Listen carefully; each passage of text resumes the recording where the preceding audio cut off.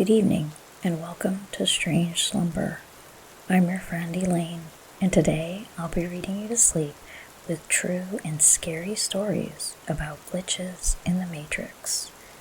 If you like going to sleep to strange, weird, or scary stories, go ahead and fondle that subscribe button and caress the notifications button, and I'll be telling you stories every week that'll put you into a strange slumber. Now cozy up, turn off the lights, and let's get started. If I told you what I saw last night, you would not believe me, so here it goes. I went to do the laundry around 2 a.m. with my oldest son. After we put the laundry in, we went to a McDonald's drive-thru. The drive-thru was packed with about 5 or 6 cars ahead of us. I noticed none of the cars were moving forward, and it had been like 5 minutes already waiting. So I decided to go around the car in front of me to the next drive-thru lane. This McDonald's had 2 lanes. As I'm pulling around them, I look into their car to see why they're not moving. And I kid you not, both people, driver and passenger, looked dead. Heads tilted all the way back, eyes shut, not moving, dead. I freaked out and tried to pull out of the drive-thru entirely, going around the other cars just to get out of there. In the next car I passed, all the passengers also looked dead. Heads tilted back, eyes shut. I panicked, thinking they were all shot or someone killed them all, so I hit the gas and got out of there. My son called 911 and told them what happened, and they sent an officer to check. A few minutes later, the cop called us back and said everything was fine at McDonald's. Mind you, my son saw it too. We both saw the car in front of us. The people looked dead. It literally looked like one of those rapture movies or the end of the world type of stuff. I can't wrap my head around what we saw or why. I'm still scared over it. This was circa 2002. I was about 8. Me, my dad, and stepmom at the time were on our way from California to Tennessee by plane. Once we landed, we got out of the plane and waited for my dad to turn on his phone to call my aunt, who was waiting for us at the airport. We wait a couple of minutes, and my dad has a ton of missed calls from my aunt, freaking out about where we were. He called her back, and she's asking us where we've been, and says that they've been waiting for 2.5 hours. We were pretty confused because our flight got there in a normal amount of time without delays, but we somehow lost 2.5 hours of our time.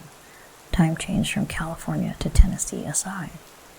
Once we met up with them down at baggage, our carousel was completely empty of luggage and other passengers. We had to go pick up our baggage somewhere because they had been unclaimed for too long. Still don't know what happened or how we lost this much time. Felt very weird and surreal for the rest of the night. Something weird is happening in our town, and only my family seems to notice. The first thing we started noticing were duplicates. We would see someone somewhere only for them to inexplicably end up somewhere else. For example, my mom and I saw and chatted with an old friend at the grocery store, and when we arrived home later, we saw on Facebook that this person was out of the country on vacation and had been for a few days. They have no memory of speaking to us. I've taken phone calls that were duplicates of calls I had already taken with the other person, swearing we hadn't spoke yet. The scariest thing, though, has been the deaths. There have been 4 deaths in our community of very well-known and influential people, and every one of them has died twice. We hear about their deaths and see all the rest in peace posts on Facebook. We see the community fundraisers put on to raise money for the funerals, and even see the cars at the church or funeral home, only for these people to die again a week or 2 later, and all the rest in peace posts and fundraisers happening again. Only our family seems to notice these things. My mother and siblings, and my 2 kids. We don't know what's happening, and it's starting to scare us. Every night I go to bed about 2 hours before my husband. I always wake up when he comes into the room. One night he was gaming with a friend, and it was hours later I heard him sneak into the room and crawl across the floor so he could pop up and scare me. I felt the floor kind of shake and felt him bump clumsily against the side of the bed in the dark. I held out my hand and asked him not to scare me. I was already scared enough and begged him to take my hand and come to bed. I couldn't see anything in the room, but knew he was there and just waited for him to jump up so I could move and go back to sleep. That's when I heard him talking to his friend in the other room. I was frozen. I know there was sleep paralysis or lucid dreaming or something that explains this, but I would have sworn on my son's life that someone had crawled across the floor and jostled the bed. Eventually, I worked out of the fear enough to grab my phone and text my husband to come in and turn on the lights and check under the bed. But holy shit, it boggles me how real it felt. I was on vacation on Florida, visiting a friend. We were walking on the beach on a perfectly sunny day when everything went black for a second. I think it was weird, but explained it away thinking that my eyes were playing tricks on me, until he looked at me and said, "Did everything go black for a second?" About 2 years ago, I went to collect my husband from the ferry after work. My husband got into the car, and as I was driving very slowly out of the car park, we both noticed 2 people standing a few meters in front of our car. It looked as though they were strangers, older-looking professionals, both walking to their separate cars in different areas of the car park. The man was reaching into his side bag, and the lady was further ahead than the man, with her head turned to the right. I know the exact positions they were in because they were completely frozen on the spot. My husband and I sat there, watching the frozen strangers, not saying anything to each other, and then all of a sudden, it was like someone pressed play, and the 2 strangers just continued on like nothing had happened. My husband and I promised to each other that we would never forget how weird the experience was. In 1985, my ex-wife and I were sleeping. There was a small sliver of light coming in through the window from a street light, so the room and bed were dimly visible. Our black Pomeranian cat was at the end of the bed, asleep. I dreamt that I woke up, reached down to pet him, and he turned into a glossy black bivalve oyster thing, which opened up to reveal rows of gleaming glass teeth. I woke up to my ex backpedaling up the bed, over the pillows toward the wall. I asked what's wrong. She said, "What is that shiny black clam thing with teeth at the end of the bed? Where's the dog?" We had had the same nightmare at the same time. This still gives me a chill. When I was a teenager, I was in my room and decided to go to the kitchen to make a sandwich. I looked at the clock before I left, 6:48 p.m. Went to the kitchen, made an awesome sandwich, got some chips and a drink. This probably took me at least 10 minutes. When I walked back into my room, the clock still said 6:48 p.m. I stood there for a bit, really confused. Then it turned to 6:49. I spilled chocolate ice cream on my leg. I wiped it off, and there was a pale brown stain in the shape of the ice cream splotch. I told my mother, who said it was a birthmark. I will swear under my oath that never before that moment did I have a birthmark there. Every once in a while, I have dreams about places or people I've never seen. Then about 6 to 7 months later, I'm in the place or with people. and have deja vu. I also sing random songs, even when something else is playing on the radio. Then, the next song that plays is what I was singing. I've done this on mine, my best friend's, and my girlfriend's iPods on shuffle many times, and it freaks them out every time. One super weird thing that happened around 2012, I was 19 and I was living at home with my parents and younger sister. I come home from work for my job, and my sister says to me, "Oh, I thought you said you were off today." I'm confused because I left at 5 a.m. before anyone was awake, and I asked her, "When did I say that?" She says to me, "Like 2 hours ago in your room." She thinks I'm screwing with her, so I tell her to smell me because you can smell the barbecue sauce and smoke on me from the restaurant. Then she gets really creeped out and tells me she had went into my room earlier and seen me in bed with covers up to my neck and had a 15-minute conversation with me. That really creeped me out, and I never felt comfortable in that room ever again. Here's one from my brother. I don't think our mom believed him, but I certainly do. He seemed spooked when he got home. He was sitting in the passenger seat, driving home alongside my mom. A bright green car swerved and hit them, knocking bits and pieces of glass into his arm. He jolted awake afterwards, just in time to see the green car pass them.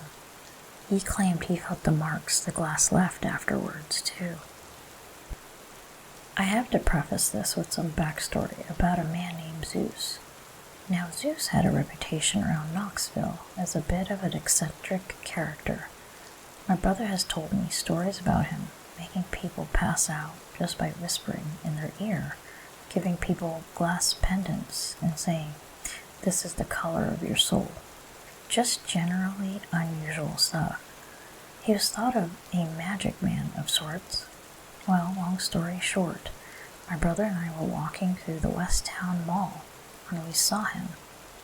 Now let me tell you, this guy is incredibly recognizable. I'm talking 6'5" African dude with a gray goatee, nose piercings, and at least 4 rings per finger. He was always carrying a staff and wore a floor-length black duster jacket with huge buckles on the front. This was Zeus. We saw him walking just a bit ahead of us and then turned towards an exit. Naturally, we lost sight of him for probably 60 seconds after we turned the corner and left the mall. The weird thing was, after my brother and I passed that same exit, not more than about 30 seconds later, we were coming upon another exit entrance on the other side of the mall when all of a sudden out pops up, you guessed it, good old Zeus the Magic Man. Now this is a big place. It takes 5 minutes to walk the length of it. There is absolutely no way he could have made it to the opposite side of this place in the time that he did. Even if he was sprinting or was somehow able to go up and over buildings, 60 seconds is just not enough time. This man teleported. There's just no other way to slice it. This didn't happen to me, but to my dad. He works for a heating and air conditioning company, so he often has to go out to people's houses to fix things. About 5 years ago, he told me he had a bizarre dream where he went on a call to an elderly woman's house. He'd never seen the house or this woman before, but he said it was bizarre because of how realistic the whole thing felt. He fixed her boiler in the dream, chatted for a bit, and left. About a week later, his company gets a call from an elderly woman needing her boiler fixed. They sent my dad on the job. When he arrived, he said it was the exact same house from his dream and the same old lady. He knew her by name before he even had to ask, and knew his way around the house without having gone inside yet. When she opened the door, she said, "Hi, Gary," and when asked how she already knew his name, she said she had a dream last week that her boiler broke, and that my dad is the one who came to fix it. So she just knew that would be his name. 2 complete strangers, never having met each other, had the same exact dream that they would meet each other, and they did. The whole thing is so crazy. This just happened quite recently. I was heading towards a place from a train station that was being remodeled, and there's a huge chunk that's under construction. I got a bit lost in the area, and my Google Maps was telling me that I should go through one path, but I couldn't since the whole area was basically off limits and I should take a detour. This was some busy underpass with people going to the platforms, and there was one big temporary plywood wall with big signs of under construction, unauthorized access forbidden, no entry. This part got weird. That plywood wall had a plywood door, and people were entering and exiting it like a normal, busy door. Completely normal looking people that look like they don't belong in a construction area. Even some old woman entered it. So then I thought that the map is working fine, so I decided to go through the door. And it got even weirder. On the other side was just a huge empty area, completely under construction. An area of sand, piles of gravel, some pillars, and construction in the distance. The edge of the underpass was completely unfinished. I was really confused since I wasn't far behind the last person who went through the door, and I had no idea where the guy went. There was no path. It didn't seem to look like there was some path where the people would have gone. There's a big gravel road in front of me going a bit to the side, and the map was telling me to follow some similar path, so I thought maybe I should check it out a bit. Except no. A big Caterpillar tractor sped up along that road, and I wasn't planning to walk near that. I saw the guy in the tractor looking at me confused, so the next thing I thought was to go back since I shouldn't even be here. I opened the door, and a few people walking away to a platform looked at me weirdly like I did when I saw people entering the door. No one entered after I went through, nor when I came out. So after that, I just had to take the detour since I was in a hurry anyway, and forgot about it for the rest of the day. I was going to be late and was coming up with a story in order to avoid getting in trouble. The story I came up with is that I was being pulled over by a cop for speeding. Someone rear-ended him, and it hit my vehicle. I had a pretty big dent in my truck, but no one knew what I drove yet since I was new to the job. 5 minutes later, I got pulled over for going 75 in a 65, and lo and behold, someone clipped the cop car and pushed the car into my truck. When I was like 10 or 11, I was going to the beach with my aunt and her friends. There were 2 cars of us. To get there, we had to go through a very large industrial area. We didn't know the direction, so our car was following the other. Suddenly, they did an unexpected turn, and so our driver had to take a sharp bend. In that moment, we heard a very clear, loud voice inside the car saying, laughing, "Sharp bend, hmm?" The driver immediately hit the brakes. We looked at each other, puzzled. We all recognized it as a voice not belonging to any of us. In the very same time, we noticed that the other car has stopped as well. The other driver got out of the car with a scared face and shouted to us, Did you hear that as well?" They heard the very same thing inside their car. The area around was fully deserted. I had a glitch in the matrix just today. I was doing a damage audit and an inventory audit on our fleet vehicles. I did the damage audit first. I found a vehicle with significant damage and listed out details. This was among 10 damaged vehicles inside of about 30 we have on our lot. Well, upon returning into the damage audit, I'm told this vehicle is not on our lot. Befuddled, I went and checked, and it was not where it was when I inspected it. I searched the whole lot. Gone.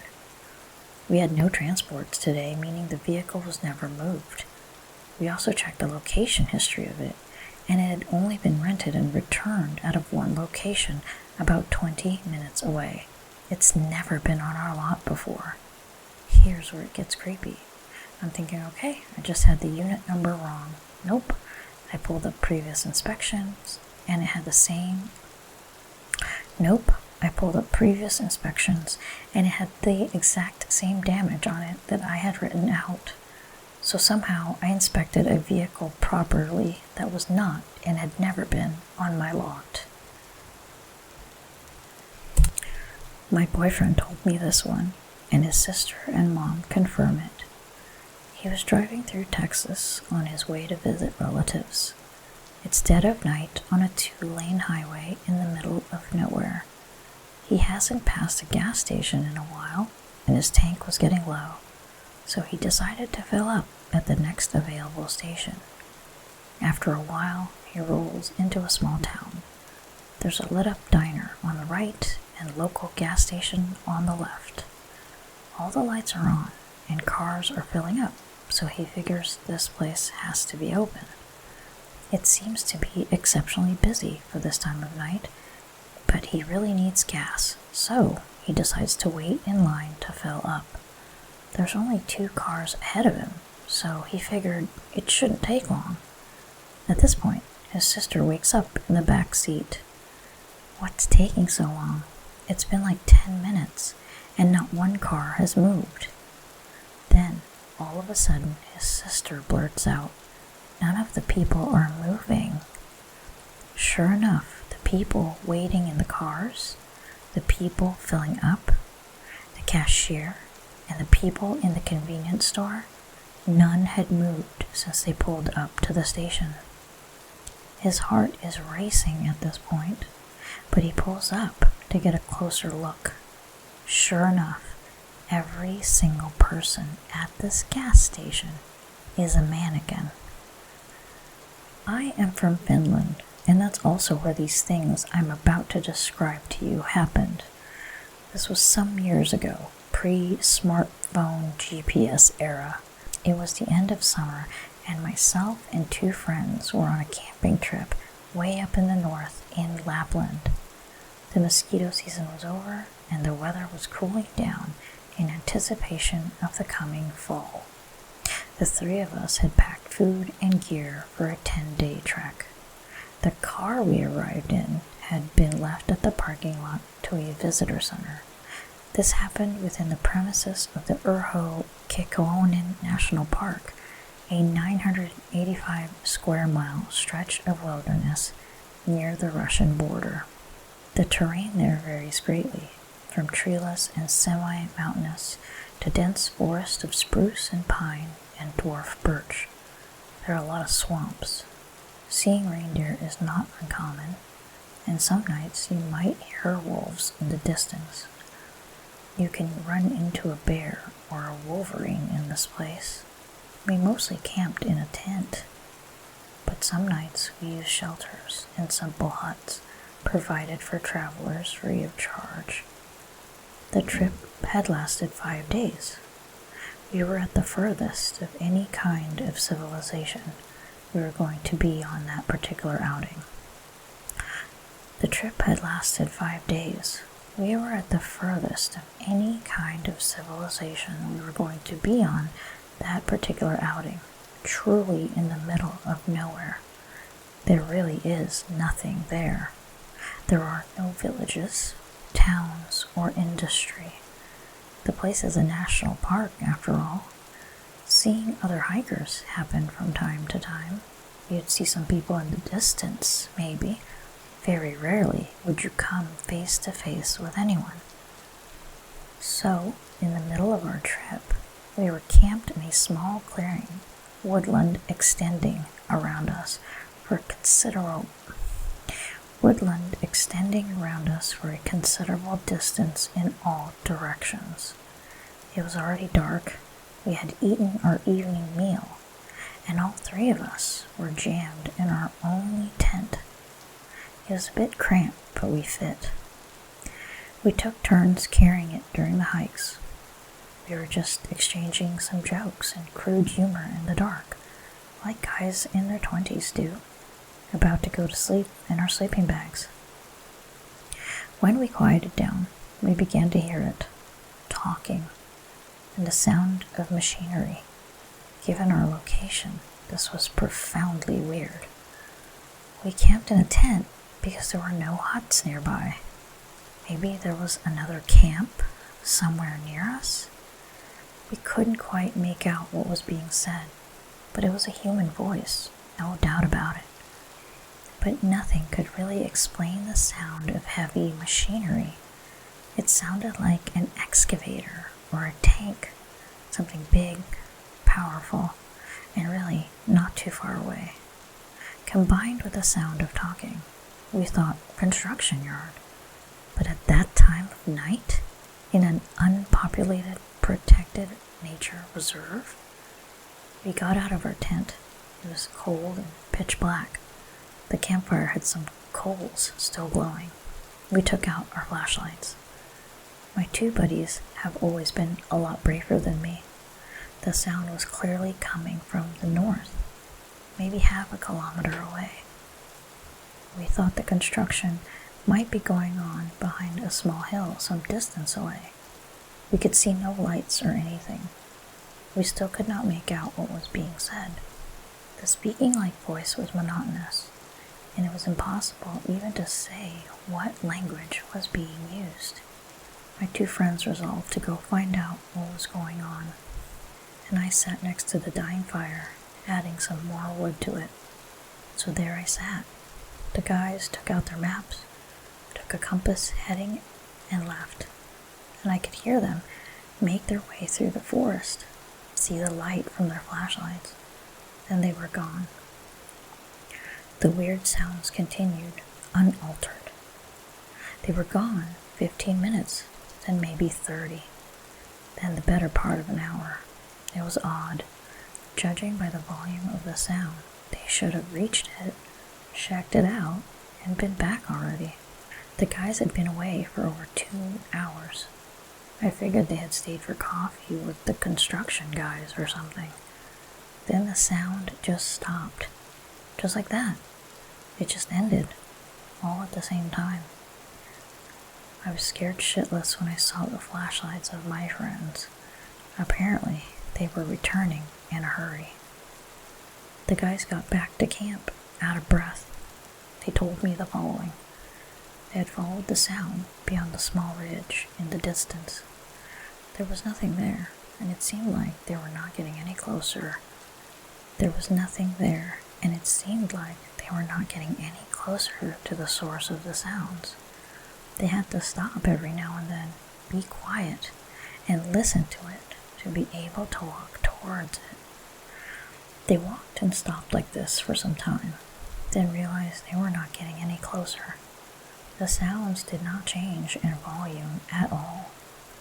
They decided to go just a bit further several times, when suddenly the sound just stopped, like someone pressed a button on a recording. They realized it had been going on for a long time. They were in the middle of the dark woods, alone.